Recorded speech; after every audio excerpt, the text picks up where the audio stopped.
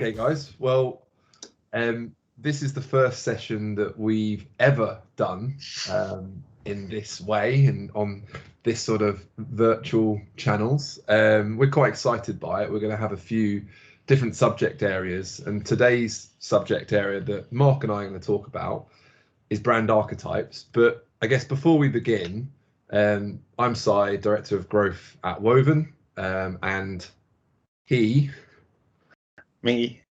I'm Mark. I'm the Managing Director at Woven currently. And where this kind of came from, Mark, wasn't it, is you and I, we have many discussions and debates, and obviously we're talking to clients throughout every day, and having some really exciting discussions on these type of topics. And I think it was last week or the week before we started, we're doing quite a bit of work with some of our clients around brand archetypes, and that always brings up a bit of a debate, and we can sort of open that up in a moment. And really, we started having one of those debates for about half an hour, and suddenly we both sort of thought, hang on a minute, this could make for hopefully interesting listening or reading. So we decided to think, well, why don't we create a bit of a sort of a recorded session going back through some of those subjects, and brand archetypes sort of being one of those things.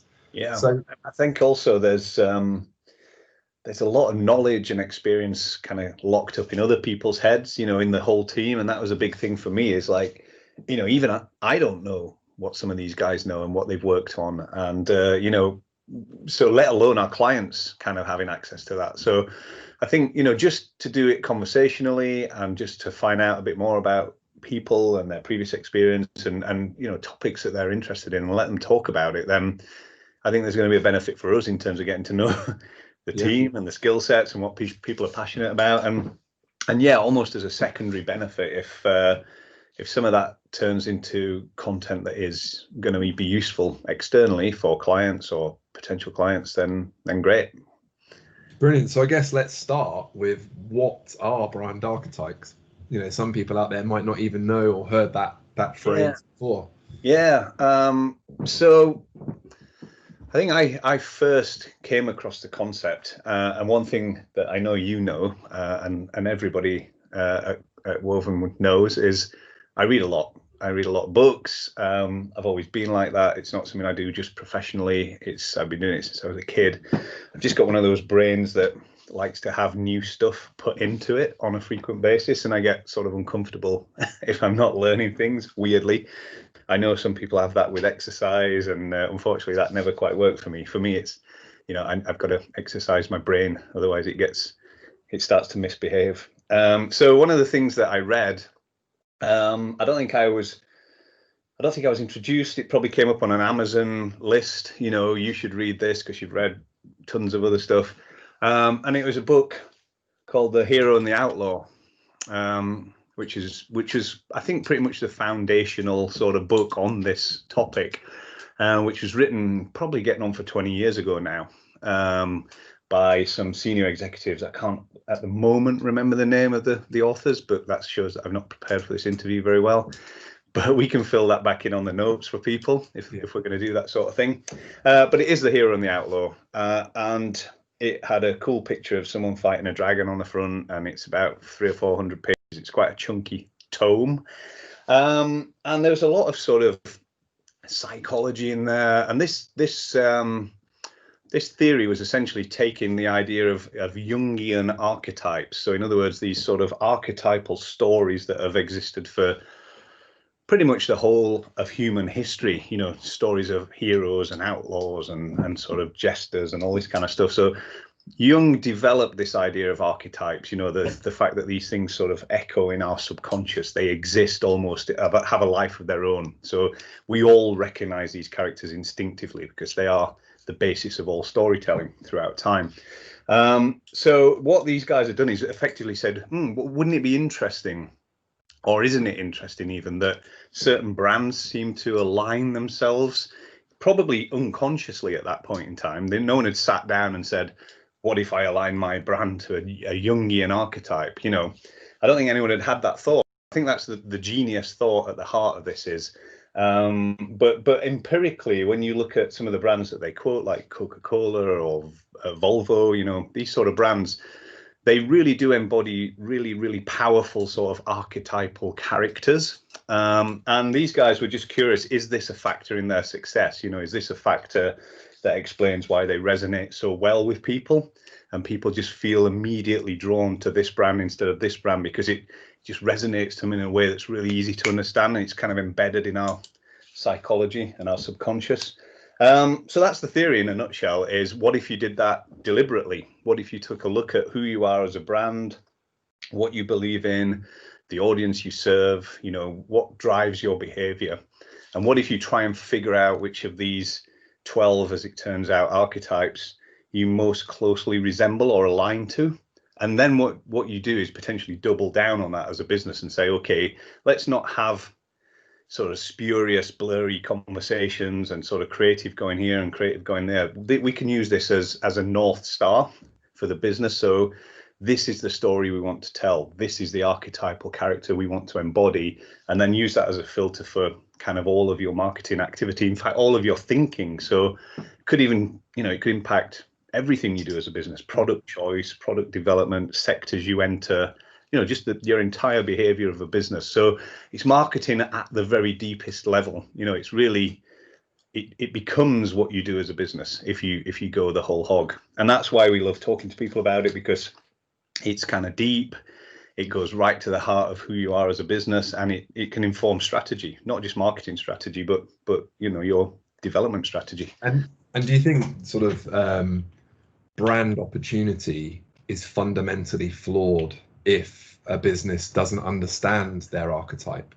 I think some people sort of seem to do this instinctively. You know, they'll land on it instinctively without understanding that they've done it. So if you're sort of fortunate that you have built a brand that does kind of align in a way to an archetype, you probably find that brand is more successful than a brand that didn't do that. It might not even have been conscious. So I think it's possible to do it without having a very clear vision of your archetype, but it's a bit like rocket fuel, isn't it? These things, you know, when we've applied them to businesses and we've helped them, I think it's that thing about focus. People always talk about focus in marketing, and it's like you need to say one thing, one simple thing over and over again. And I think that's what the archetype allows people to do, is just to constantly have that North Star. You know, should we go this way? Should we go this way? Should our messaging sound like this, or should it sound like that? No, this is the direction of travel. And so I think it does, you know, significantly sort of amplify everything that you do from that point forward. So yeah, it's I think it's one of the most powerful tools I've come across in 20 years. You know, it's why we're still talking about it as passionately 20 years later as we were when we first discovered it. And I was really excited about probably 3-4 weeks ago, Tim Ferriss, who literally runs, you know, one of the most successful podcasts globally. Brilliant podcast for anyone who wants to understand more about what makes business leaders and entrepreneurs tick. But anyway, he had an episode which was a recording from 1988 with Joseph Campbell. Can you tell us a bit about Joseph Campbell and how, you know, how he's really influenced not obviously just marketing, but generally like George Lucas and the movie sector and music and everything?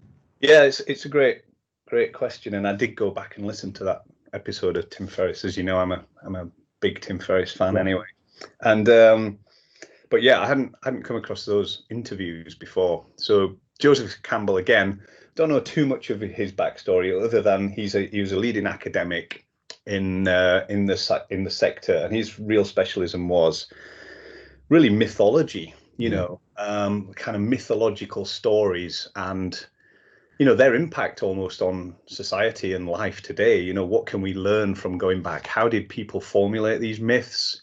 You know, what was the purpose of these myths? What kind of stories were they trying to express?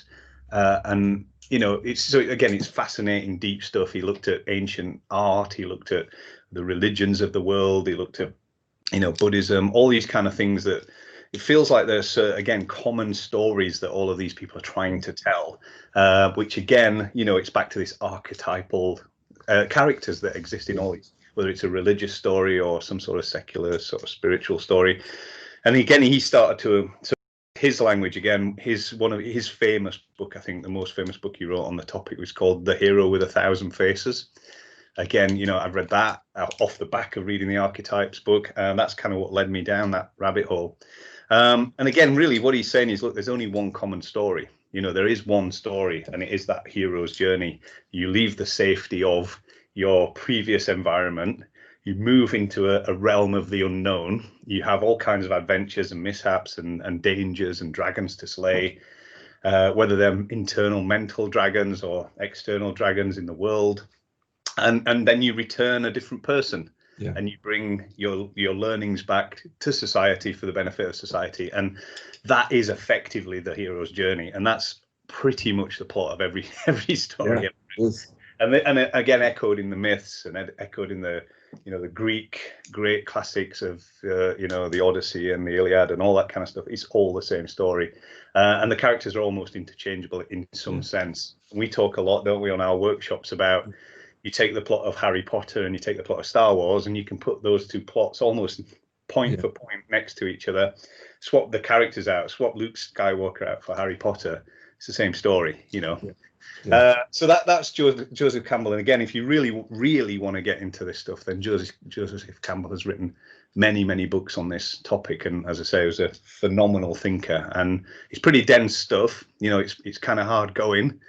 He is an academic, and he does go really deep on this stuff, which is why I think the Tim Ferriss, what were they, like 20-30 minute interviews? So I think they're an hour actually. I think it's the original was like filmed in recorded in 1988, and I think it was 6 1-hour episodes. But that one was the 1 hour. It was the first. It was the hero, wasn't it? It was a bit more digestible, wasn't it? Because you've got a guy sort of interviewing him in this sort of manner to get him to explain some of this stuff. Mean, it blew my mind. It's like you, I love mythology. I love Greek mythology. I've read, sort of Mythos by Stephen Fry, and I've read quite a lot of.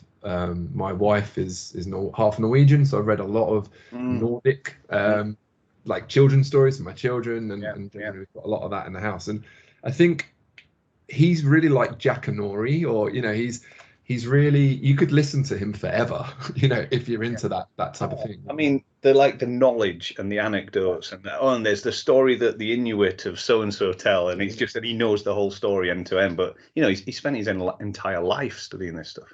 And the thing that blew my mind is, like you just said there, like the interchangeable nature of these stories. He's talking about some kind of Far East mystic story, and he's overlaying it with Nordic mythology and Greek mythology and Easter Island mythology, and the stories do follow a sort of a typical ingredient. No, it's great stuff, and clearly, again, if it sounds a bit hocus pocus, and people could, brand archetypes, it sounds a bit, marketing sort of bullshit type stuff. But, if you've got if these are, as Jung would say, these are sort of grooves that are carved into our psyche, we can't help but run down these rails, because it's part of who we are for thousands, if not hundreds of thousands of years.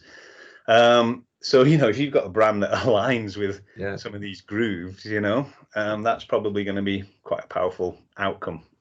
Well, I think so, because pretty much every brand on the planet has their values, and that's quite known. And I think that the personality side of it is, like you say, even if brands haven't forcibly or actively worked on what their brand archetype is, by definition, they have one.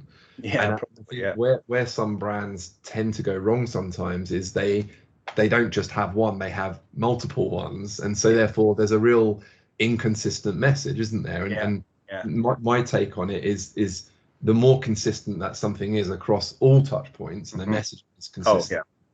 Look and feel I was just going to add to that. It's what people doing all the time, as is we see people working sort of at a fairly surface level. So they might create values, and typical brand values are things like honesty, integrity, and all these kind of things. And that's great. That's a sense of value, but it doesn't actually point you in a particular direction. So I would say that this archetypal stuff is actually a layer down from that. It almost comes before the values. So if you happen to align as a slightly sort of jester style brand, that wants to provoke and this, then that might change what sort of values you embody as a business. You would have to put things like fun and provocation onto the agenda from a values perspective, and you'd have to hire people that wanted to be like that, so it is definitely the core personality of the business. I think it's like if the business was a person, classic marketing thing, what sort of person are you? And that's really where the archetype stuff lives, isn't it? And then everything else comes from that your behaviors, your tone of voice, the kind of things you're interested in doing or not doing. Yeah. It's like, it really is who are you, which is why it's so exciting to get in a room with almost always ends up being a C-suite conversation.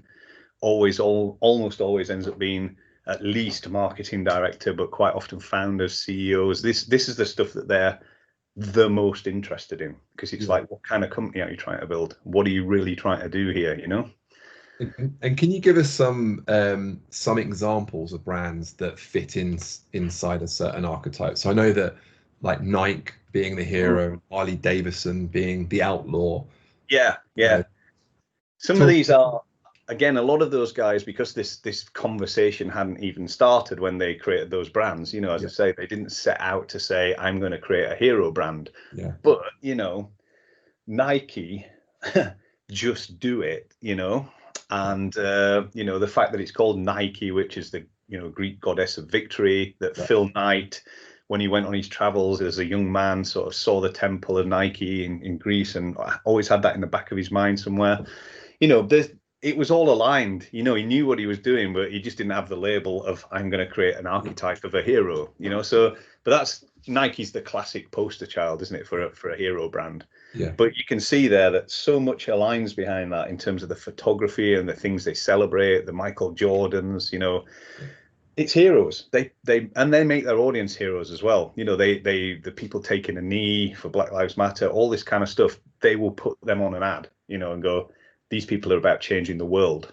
Yeah. They're the ones going to charge into battle. They're the ones who are going to go out and change the world and come back a different person and share their gifts with the rest of the community. That's what a hero does, Yeah. And then you've got people, as you say, Harley's a really, really obvious outlaw brand. I mean, again, they didn't have the technology to do it on purpose, but they created a brand which is, it's I think still to this day pretty much the only brand where their audience regularly tattoo it onto their bodies. Yeah.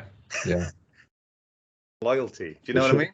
Yeah, totally. It's like people tattoo their logo onto their bodies. Yeah. That's great loyalty, isn't it? Pretty good brand, And again, look at the clothing that goes with it. Look at the bikes. Look at everything about that brand just screams non-conformist. Yeah.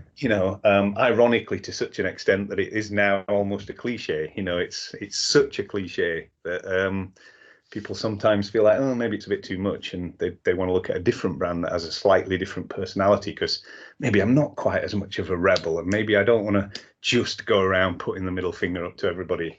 And then so these things are so powerful that they can, as much as they attract people, they repel people. Yeah. But that's all about positioning, isn't it? A well-positioned brand should repel people as much as it attracts people. And I know we've undertaken we're currently undertaking sort of brand archetype work for our clients, but I think maybe a good one to talk through is when you went through that process for Woven. Yeah. I mean, that was a light bulb that was a bit slower to go off than it should have been. Why don't we do this for ourselves? It's the cobbler's shoes, right? Classic agency stuff. Yeah, cobbler's shoes. So we're going around telling people how powerful this is, and we're running really successful things. And people generally come out of these processes. I think they go in confused and skeptical. Yeah. They spend most of the time during the process a bit confused and skeptical, and then come out of it really, really passionate and energized when it lands and it connects together. So we'd done that. We'd seen what amazing effect it could have in terms of pulling teams together behind a vision, and really it just feels like you suddenly get all this juice and energy that's released. Like it's like bang, we know exactly what we're doing, and it just answers so many questions. So yeah, why don't we do that for our own business? Long overdue. So we did it. We did the same process. We applied it to ourselves as best we could, with as much objectivity as we could. We opened it up to everybody in the business. We talked about our values. We talked about what we really believe in. And we ended up, as you often do with this process, we ended up with 3 or 4 potential archetypes in the running. And I think this is where it becomes almost an art rather than a science. Yeah. Because you often find you could end up with, we could be this, and we could be that, and we could be that. And we probably could have been any of those 3 or 4 things, because, you know, I think one of them was the sage, which is all about imparting knowledge. There was sort of the magician, which is about transformation, and we often transform things for people and our customers. And this is a great example of how this conversation goes, because they're all very obvious things for a creative agency to be, you know, and even like an innovator brand, we go in, we create new strategies, we innovate, we help people create new products, new brands. We could be an innovator. And there's, you know, good, healthy debate around this. There's probably like, that's 4 of the 12. So there's some things we knew we weren't, very obviously. But I think the 3 or 4 that we got down to in the end, there was very good arguments for all of those things. And this is the subtlety, and we find this with clients as well. And I think what you've got to do then is you just got to keep peeling back and going, well, we do that, and that is an output for us, and it's a product or it's a service, but is it what we believe? You know, is it why we're in the game in the first place? And we peeled back and peeled back and peeled back. And we settled on something which was, I think, fairly unique in our sector, which is always a useful place to be. You know, it's very easy to be a creative brand when you're a creative agency. It's very to be a sage when you're a consultancy. You know, all those things are really obvious, and they might be right, but they don't really differentiate you. And what we realized is that all the kind of best experiences that we'd had collectively they're really human experiences, and they're relationship experiences. And ultimately we realize that we get our kick from building relationships and getting really good personal feedback. You know, we have to innovate, we have to impart knowledge, we have to create, we have to do all these things. But the thing we're trying to do at our heart is we just want to make people happy, and we want to create a real impact on that person. And we're going to create it via the business, but ultimately we want that person to sit in front of us and say, guys, we absolutely love working with you. We love the people, we love the service, you make us happy, you produce results. And that, we realized that was basically the lover archetype. And then we looked at the sector we work in, and we realized it's high net worth, and you know, we looked at our logo and our creative style, and we put that amongst a bunch of other brands that operate in that lover sector, and we realized, and that's when it all clicked. And we just look that way. And we went back and read on the website, like on the first page of our website, it talks about, you know, love at first sight to partners for life. We'd actually written that line like a year before we did this exercise, you know, and then it's boom, there's another example of, you know, us actually acting the behaviors out before we'd actually gone and academically done the research. And I think that really resonated for me when I joined, you know, back in February 2020. And I think it's also when we look at, you know, the amount of the percentage of our clients that are retained, it's a very, very high percentage, isn't it? And the tenure of those clients, we're talking, you know, years, not months, and not single digit in terms of projects. And I think that for us, you know, we've been planning a lot for next year recently, and, you know, delivering wow and being very focused on over servicing our clients is still sort of the DNA. It's spearheading that conversation, and it's absolutely aligning to that archetype, doesn't it? Well, we literally said, didn't we, let's go back to the archetype, let's go back to the lover, and let's do what we said we were in this for. Let's not spend next year running around trying to win as much new business as possible. Let's put our existing relationships first. You know, let's really, and we're not just saying this as an advert for Woven. That's not what this has turned into. Let's not let it turn into that. But it is an example of how you might change your business strategy and even your business plan as a result of these kind of conversations, because that's exactly what we're doing. We're talking about, are we hiring new business people, or are we actually hiring more account service people? Yeah. You know, exactly. And that's a complete change. You know, it's inward looking as opposed to outward looking in one sense, you know. But yeah, let's double down on the service. Let's double down on the relationship. Let's double down on deliver wow, you know. Let's make these people so bowled over and enamored that we get more of those letters like we get occasionally saying, you guys are the best agency we have ever worked with, you know. And that's what we want, isn't it? It is. Again, bring that back to archetypes. We could do that through any sort of archetype in a way. You know, if we want it to be a pure consultancy and just be the best knowledge delivery mechanism for our clients, then that's what the sage would be. And that's why that's not what we are. You know, that's not the way we're going to get to where we want to be in this relationship with them. Two quick questions. I was just reading up on, not the questions, but the background. In terms of what brand archetype would you say Apple is? And before you say creator, you know, there's, to give other people the view, you know, the creator tends to be Adobe, GoPro, and Apple often gets put into the creator. But is Apple the outlaw? You know, came in back in Steve Jobs back in 1984. You know, think different campaign, and look how they've just done their own thing. They've made it closed. What would you say on that? You know, that is a very good question, actually, because I've sat in a few workshops on archetypes, and as you say, Apple's always one brand that crops up, and it's always presented as either an innovator or a creator. You know, again, it's not an exact science, so it doesn't really matter what the answer is to a certain extent. But I mean, there's a very good argument that Apple are a ruler brand when you look at it, the way they behave, you know, because if you think about Steve Jobs, and Apple is almost like an extension of Steve Jobs' personality, as a lot of these businesses are. I mean, Steve Jobs is the guy that invented a closed system. Nobody can get into my system. You can't even have a screwdriver. You know, he's the guy who wouldn't interface with any other product on the planet. It's like, it's got to be Apple. It's a completely closed ecosystem. You know, so there's a lot of very exclusive. There's a lot of very exclusive. It's high end. You know, so there's a big argument for ruler. You know, there's a lot of ruler. They share.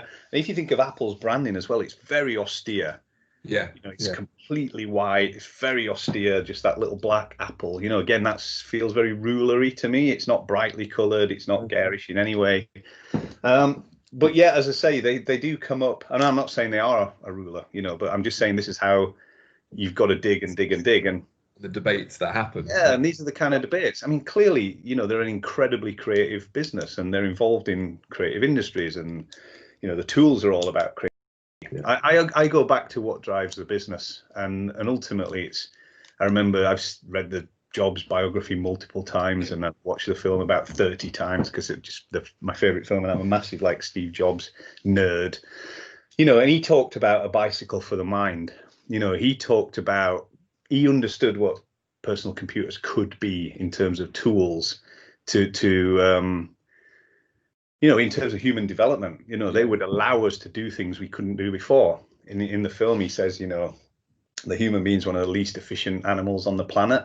You know, we can't run, we're just hopeless, we can't swim, but give us a bicycle and we become the most efficient animal on the planet. And he described computers as a bicycle for the mind, which is phenomenal. I love that idea. So again, what does that mean from an archetypal point of view? And again, he said he wanted to put a dent in the universe. You know, this is the level of significance. That's what drove Apple. But as you say, massively outlawish. You know, think different. Yeah, massively so. You know, it's like that. There's a badge there that says think different. So you've got ruler, you've got outlaw, you've got creator, certainly innovator, and certainly his story was a big, when he came back in, you know, after being sacked, it was a big fuck you going out there, wasn't it? I will come back, but you've got to fire the entire board.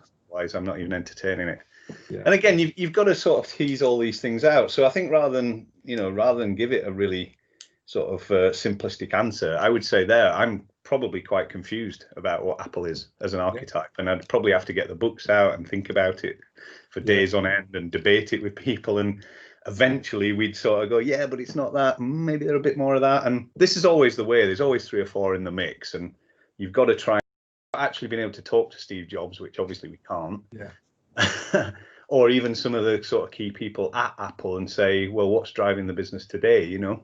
Because again, they can change over time, and it is all about what's driving it. So I can't answer that, unfortunately. Another quick question that I thought was just interesting was I saw that Heinz is actually in the caregiver. And the words that I'd seen, it was sort of a quasi medicinal nurture type brand. And that makes sense. And I thought that was quite interesting. Yeah, it's really interesting when you get brands. That's why I love a good juxtaposition. Everybody knows that, and I love something unexpected in this. And to see brands like Heinz turn up as a caregiver, but it's back to that thing about chicken soup. Yeah. You know, what was more comforting when you were ill as a child? Absolutely. You know, you had a bowl of soup, you had a bowl of chicken soup or a bowl of tomato soup. Yeah. Do you know what I mean? Yeah. It's like that's what that brand was always about, you know, and the 57 varieties and all the sort of no sugar things that they've done it was definitely about being almost like being wrapped in a blanket when you're a kid. Yeah. That's, I think, what the heart of that business is. Yeah. And it's fascinating, isn't it? It's really fascinating. And I guess to end, because my 30-minute timer's gone off, if somebody's watching this and they would like to sort of go down the route and explore their archetypes, what's the process typically look like for that? Well, if you're going to do it with someone like us, then that's kind of what I meant. Yeah. You're talking to someone who just buys every book on the topic and sort of gets reading, you know. And actually, that's not a bad idea, though, because we'd like people to come in not necessarily cold, you know. We'd like people to understand what the process is, because it's a bit like being pushed into a very cold swimming pool if you walk into this process with no prior knowledge of archetypes or Joseph Campbell or Jung or anything. Like, what the hell are these people talking about? So a little bit of sort of awareness, like this video, this conversation, would be a great primer in terms of what you're going to get yourself into. Maybe some of that terminology then wouldn't be quite such a shock, because why are we talking about Jung and, you know, and all these kind of myths and stuff. So that's a bit of a weird one for people. So I think some way of cushioning the blow is good, because it is deep stuff.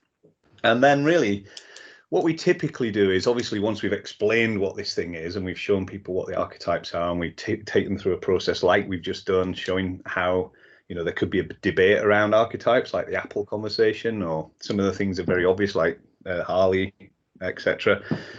And then we'd run a series of like workshop type questionnaires with people, generally as many of the senior people as we can get, because we want to get to the heart and soul of the business. You know, what's driving this business for? And again, to use a North Star analogy, it's not really how you have been, although that can give you lots of clues. So you might find clues in your existing behavior. You might find clues in your existing product set and the way you do things. But actually, it's more about where do you want to go, you know, and what people are often frustrated about their businesses, you know, oh, with this, but we wish we were that. And everybody's got frustrations in their business. So what we actually do is say, OK, well, let's use that as almost like evidence if we were building a case. Yeah. But really, you need to tell us about you as a management team, and you need to tell us about your ambitions as a business and what do you care about. And then we'd sort of try and blend all of that stuff together. Yeah. They'll often disappear for a little bit at that point and go back to the books, get the books out, have a big debate internally. And usually we do a version of what we were just doing with the Apple stuff, don't we? We get a bunch of people that know this process and creative people in a room. We kick it around and try and put up various hypotheses and then try and break them. You know, so, Apple's the ruler. I think they're the ruler, you know, and then I might have 5 people telling me why they aren't the ruler. It's kind of that process. So, and I think that's very difficult to do for yourself. That's why it's useful to have someone like us to do that. And then we typically put sort of that story all back together. So we take that evidence, we take all that thinking, all that debate, we put it all back together, and then we present it to people in almost like a narrative form. So we can take them from, this is what you told us, this is what we've learned, this is what we've gone off and thought about. We thought this, but you aren't that for these reasons. We thought this, probably aren't that for these reasons. And we think you're this, you know, and usually that might be something that people go, ooh, that's really interesting. And that's sort of the effect we're hoping for, really. And if that resonates, as it always does, to be honest, at that point in time, what are the ramifications then for the brand if what we're saying is different to what they currently are? Yeah. I mean, this is like, again, it's, as you say, if you're talking about 5-10 year vision, you're talking about strategy, and you're talking about who do you hire next. I mean, the ramifications are absolutely enormous. You know, this could change your product strategy. It could change your forecast for the next 5 to 10 years. So that's why it's a C-suite task. You know, there's no use doing this with people that can't pull any of those levers because it's just pointless. You won't get the impact on the business. So if you get a CEO or a board that buy into this, they can start making really serious changes at whatever pace they're able to make them, So we've got clients, big clients with big businesses that have been affected that way, and they start to say, okay, well, our sustainability program that we were sort of bubbling away on the back burner, actually that's a core to us as a brand. That is something we should be massively focusing on, and they might make a strategic decision to fund that and get that program front and center. They might change their marketing approach, tone of voice overnight. They might start running different creative. You can test all of these things, but realistically, I think if you bought into the archetype and you're going to believe in it, then it is that thing about consistency. We need to start moving in this direction. And it doesn't mean you have to throw everything in the bin overnight, because that's just not practical. But you have to start potentially turning the oil tanker. If you're a small business and a new business, you're in a speedboat and you can turn it overnight and you can start doing this stuff tomorrow. If you're a £5 billion organization, you're going to have to take a little bit more time. But our advice is just to say, look, let's make a plan. Let's look at what do the next 6 to 12 months look like off the back of this conversation, and how do we start moving you more in alignment with what we've all just agreed is how you want to present yourself. Cool. Well, I think that's we've done 46 minutes. Wow. I've got about another 10 hours if you're ready. If you want to just go. But we hope everyone listening or reading, we hope you found that useful. We'll put some links of some of the books and the podcasts and videos and stuff on YouTube that we find interesting. We're always sharing stuff internally, and if you are considering this, or you've never heard about it and now you are considering it, go away and have a little read or have a watch or have a listen to this kind of stuff, because it is super useful, super interesting, and it's massively valuable for brands in ensuring that they've got consistency. So powerful. Like you say, 20 years of doing this is probably one of two tools that I would say are the most powerful tools that I've come across. I won't say what the other one is, because maybe we could do another podcast on that. That's a good idea. So cool. All right. Well, I'll stop the recording. Thanks, mate.